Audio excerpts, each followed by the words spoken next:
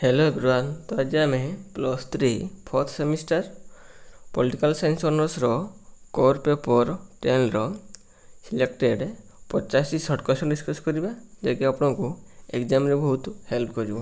Video बाद skip न करी शेष पर्यंत देखंतु कहीं प्रत्येक यूनिट वाइज मु शॉर्ट क्वेश्चन सिलेक्शन करछि एवं मो डिस्क्रिप्शन मोर कोर पेपर 10 कोर पेपर 9 एवं कोर पेपर 8 रो मध्य प्लेलिस्ट लिंक अछि। वीडियो गुड़िक देखि नियंतु एवं व्हाट्सएप ग्रुप रे जॉइन होतु जहाँफल आपण मैंने पीडीएफ टी पाई परिबे। तो आउ गोटे कथा रहा जे पिला माने कहते जे सर आमर बैक लगुच बैक लगे प्रथम कारण हूँ कौन सपोज गोटे क्वेश्चन अच्छी हो पारे 2 मार्किया हो पारे 3 मार्किया हो पारे लॉन्ग क्वेश्चन 7 मार्किया। तो क्वेश्चन जो ब्लैंक पेज थाए से ब्लैंक पेज छाड़ ना ए जहाँ सब क्वेश्चन अकॉर्डिंग किसी लिखापी चेष्टा कर जहाँफल एग्जामिनर बा शिक्षक जनक चाहती जे गोटे पिला बैक लागू कि से परीक्षा फेल हो। तो तुम किसी ना कि लिखि कागज रे से तुमको किसी मार्क देकी पास करदेवे तेणु ब्लैंक पेपर छाड़ ना। Okay then a short question discuss करवा। प्रथम क्वेश्चन कौन आसी देश देश मध्य वाणिज्य संपर्क संप्रसारण को कौन कहुए यहाँ हूँ मुक्त वाणिज्य कहुए। नेक्स्ट क्वेश्चन कौन ना जिते बड़े कौन राष्ट्र उत्पादित द्रव्य विश्वस्तर चाहिदा सृष्टि करए ताकू कौन कहुए ना ताकू विश्व बजार व्यवस्था कहुए। नेक्स्ट क्वेश्चन राष्ट्र राष्ट्र मध्य उत्पादन बंटन परिचालना व्यवसाय और निवेश क्षेत्र में पारस्परिक सहयोग को कौन सृष्टि होता है यहाँ हूँ अर्थनैतिक जगतीकरण सृष्टि हुए। नेक्स्ट क्वेश्चन राष्ट्र राष्ट्र मध्य राजनैतिक क्षमता प्रभुत्व शासन प्रणाली अंतर्निर्भरशीलता को कौन सृष्टि होता है यहाँ हूँ राजनैतिक जगतीकरण सृष्टि हुए। नेक्स्ट क्वेश्चन विकसित राष्ट्र मानकर प्रजुक्ति विद्यार संप्रसारण फल विकासोन्मुखी एवं अणविकसित राष्ट्र मानकर उत्पादित क्षेत्र में जो उन्नति साधित हुए ताकू कौन कहुए ताकू औद्योगिक जगतीकरण कहुए।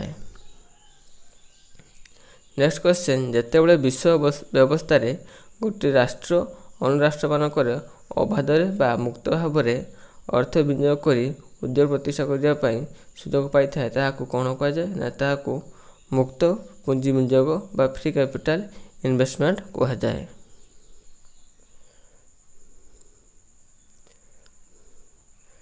नेक्स्ट जीवा जातीय अर्थनीति एवं विश्व अर्थनीति मध्य एकत्रीकरण प्रक्रिया को कौन कहुए विश्व अर्थनीति बा ग्लोबल इकोनॉमी वाली कहुए।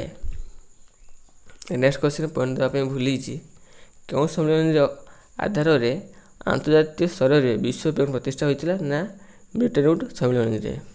नेक्स्ट क्वेश्चन क्यों मसीहा एवं क्यों तारीख में आंतर्जातिक मुद्रा पांठि गठित होता 1945 मसीहा डिसेम्बर 27 तारीख में। नेक्स्ट क्वेश्चन क्यों मसीहा एवं क्यों तारीख में विश्व वाणिज्य संगठन गठित होता 1945 जनवरी 1 तारीख जनवरी 1। नेक्स्ट क्वेश्चन विश्व वाणिज्य संगठन मूल उद्देश्य कौन यहाँ हूँ राष्ट्र राष्ट्र मध्य वाणिज्य संपर्क स्थापन करवा। नेक्स्ट क्वेश्चन कौन ना क्यों मसीह गाट चुक्ति अनुमोदित होता यहाँ हूँ 1993 मसीह। नेक्स्ट क्वेश्चन गाट चुक्तिर मूल लक्ष्य कौन यहाँ हूँ वाणिज्य शुल्क नियंत्रण करवा।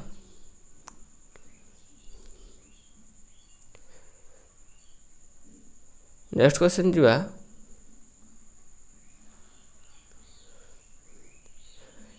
क्यों राजनैतिक रासायनिक सर्वप्रथमे सार्वभौमत्व शब्दटी व्यवहार करते यहाँ हूँ बदिन। नेक्स्ट क्वेश्चन सार्वभौमत्व को राष्ट्र कि प्रकार क्षमता बोली कहुए यहाँ सर्वोच्च क्षमता बोली कहुए।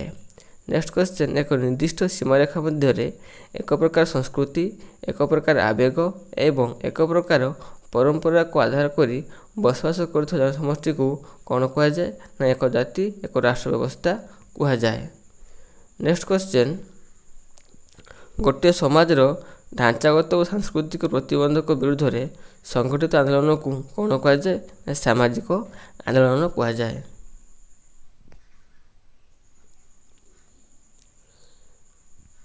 नेक्स्ट क्वेश्चन ଯେତେବେଳେ ସାମାଜିକ ମୂଲ୍ୟବୋଧକୁ ସୁରକ୍ଷା ପାଇଁ ସ୍ୱରୋତ୍ତୋଳନ କରାଯାଏ ବା ପ୍ରତିବାଦ କରାଯାଏ ତାହାକୁ କ'ଣ କୁହାଯାଏ? ତାକୁ ପ୍ରତିବାଦ କୁହାଯାଏ ବା ରେସିଷ୍ଟାନ୍ସ ବୋଲି କୁହାଯାଏ। ନେକ୍ସଟ କ୍वेଶ୍ଚନ କେଉଁ ଦେଶରେ ବର୍ଣ୍ଣ ବୈଷମ୍ୟ ବିରୋଧ ସାମାଜିକ ଆନ୍ଦୋଳନ ବିଶ୍ୱ ସାମାଜିକ ବ୍ୟବସ୍ଥାରେ ପ୍ରଭାବ ପକାଇଥିଲା? ଏଟା ହେଉଛି ଦକ୍ଷିଣ ଆଫ୍ରିକାର ଆନ୍ଦୋଳନଟା ବର୍ଣ୍ଣ ବୈଷମ୍ୟ ବିରୋଧୀ ସାମାଜିକ ଆନ୍ଦୋଳନଟା ବିଶ୍ୱ ବ୍ୟବସ୍ଥାରେ ପ୍ରଭାବ ପକାଇଥିଲା। ଓକେ ଦେନ୍ ନେକ୍ସଟ କ୍वेଶ୍ଚନ କେଉଁ ଦେଶର କୀର୍ତ୍ତଦାସ ପ୍ରଥା ବିରୁଦ୍ଧରେ ଆନ୍ଦୋଳନର ବିଶେଷ ପ୍ରଭାବ ହୋଇଥିଲା? ଯୁକ୍ତରାଷ୍ଟ୍ର ଆମେରିକା। ସେଲ୍ଫ ଟ୍ରାଡିସନଟା ହେଉଛି ବହୁତ ବିଶେଷ ଭାବରେ ମୁଭମେଣ୍ଟଟି ଅଧିକ ବେଗ ହୋଇଥିଲା। ନେକ୍ସଟ କ୍ୱେଶ୍ଚନ କେଉଁ ଦେଶରେ 1988 ମସିହାରେ ସର୍ବପ୍ରଥମେ ଜଗତୀକରଣ ବିରୁଦ୍ଧରେ ସାମାଜିକ ଆନ୍ଦୋଳନ ସଂଗଠିତ ହୋଇଥିଲା? ଜର୍ମାନୀଠାରେ। ନେକ୍ସଟ କ୍ୱେଶ୍ଚନ କେଉଁ ପ୍ରସ୍ତାବ ଅନୁସାରେ ବିଶ୍ୱ ବ୍ୟବସ୍ଥାରେ ଜଗତୀକରଣ ପ୍ରକ୍ରିୟା ତ୍ୱରାନ୍ୱିତ ହୋଇଥିଲା? ଡେଙ୍କେଲ ପ୍ରସ୍ତାବ।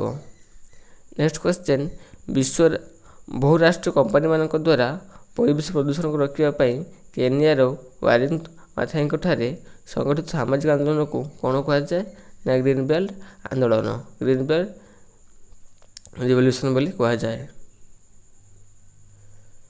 ନେକ୍ସଟ କ୍ୱେଶ୍ଚନ ବିଶ୍ୱ ଶାନ୍ତି ରକ୍ଷା କରିବା ଏବଂ ପରମାଣୁ ଯୁଦ୍ଧ ବିରୁଦ୍ଧରେ ସଂଗଠିତ ଜନ-ଆନ୍ଦୋଳନକୁ କ'ଣ କୁହାଯାଏ? ନା ବିଶ୍ୱ ନାଗରିକ ଆନ୍ଦୋଳନ, ଗ୍ଲୋବାଲ ସିଟିଜେନ ମୁଭମେଣ୍ଟ ବୋଲି କୁହାଯାଏ। ନେକ୍ସଟ କ୍ୱେଶ୍ଚନ ଜାତି ପ୍ରଥା ବିରୁଦ୍ଧରେ ଭାରତବର୍ଷରେ କେଉଁ ମହିଳାଙ୍କ ନେତୃତ୍ୱରେ ସାମାଜିକ ଆନ୍ଦୋଳନ ସଂଗଠିତ ହୋଇଥିଲା? ଜ୍ୟୋତିବା ଫୁଲେ।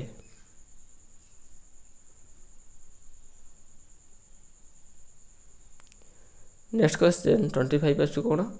ନା ଆଫଗାନିସ୍ତାନ ସକ୍ରିୟ ଥିବା ଆତଙ୍କବାଦୀ ସଂଗଠନ ଯାହାକି ସୁନ୍ନି ମୁସଲମାନ ଆଦର୍ଶ ଉପରେ ପ୍ରତିଷ୍ଠିତ ତାର ନାମ କ'ଣ? ତାହା ହେଉଛି ତାଲିବାନ। ନେକ୍ସଟ କ୍ୱେଶ୍ଚନ ଆଫ୍ରିକା ମହାଦେଶର ନାଇଜେରିଆରେ ଗଠିତ ହୋଇଥିବା ସନ୍ତ୍ରାସବାଦ ସଂଗଠିତ ହିଂସାତ୍ମକ କାର୍ଯ୍ୟକଳାପ ସହିତ ଜଡ଼ିତ? ଏଟା ହେଉଛି ବୋକା ହରାମ। ନେକ୍ସଟ କ୍ୱେଶ୍ଚନ ଯୁକ୍ତରାଷ୍ଟ୍ର ଆମେରିକା ବିଶ୍ୱ ବାଣିଜ୍ୟ କେନ୍ଦ୍ର ଆକ୍ରମଣ 1911 ଘଟଣା ସହିତ ଆତଙ୍କବାଦୀ ସଂଗଠିତ ଜଡ଼ିତ ଥିଲା? ଏଟା ହେଉଛି ଆଲ କାଇଦା। ନେକ୍ସଟ କ୍ୱେଶ୍ଚନ ଯୁଦ୍ଧୋତ୍ତର ଇରାକରେ ଗଠିତ ହୋଇଥିବା ସୁନ୍ନି ଇସଲାମିକ ଆତଙ୍କବାଦ ସଂଗଠନର ନାମ କ'ଣ? ଏଟା ହେଉଛି Islamic state. Next question ISIS Islamic state of Iraq and Syria ବା ଇସଲାମିକ ଷ୍ଟେଟ୍ ମୂଳ ଉଦ୍ଦେଶ୍ୟ ହେଉଛି ଦେଶ ପ୍ରତିଷ୍ଠା କରିବା ନା ଇସଲାମିକ ଖଲିଫେଟ୍ ପ୍ରତିଷ୍ଠା କରିବା। ନେକ୍ସଟ କ୍ୱେଶ୍ଚନ ଆତଙ୍କବାଦ ନିବାରଣ ପାଇଁ ଯୁକ୍ତରାଷ୍ଟ୍ର ଆମେରିକାରେ ଦେଶ କାର୍ଯ୍ୟକାରୀ ହୋଇଛି ନା ପ୍ୟାଟ୍ରିଅଟ୍ ଆଇନ।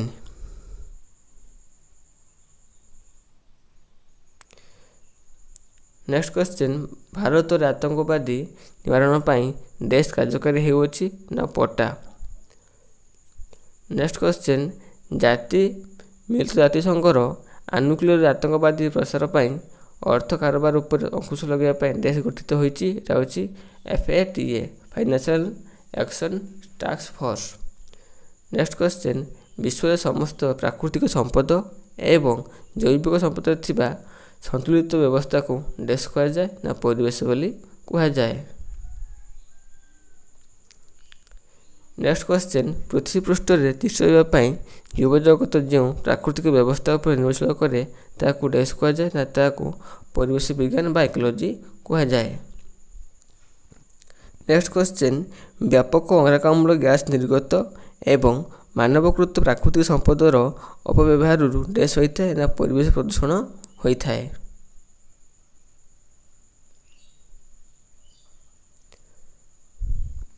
ନେକ୍ସଟ କ୍ୱେଶ୍ଚନ ମିଳିତ ଜାତିସଂଘ ଆନୁକୂଲ୍ୟରେ ପ୍ରବାସନ ସମସ୍ୟା ଦୂର କରିବା ପାଇଁ ଦେଶ ଗଠିତ ହୋଇଛି? ଏଟା ହେଉଛି ଆନ୍ତର୍ଜାତୀୟ ପ୍ରବାସନ ସମିତି।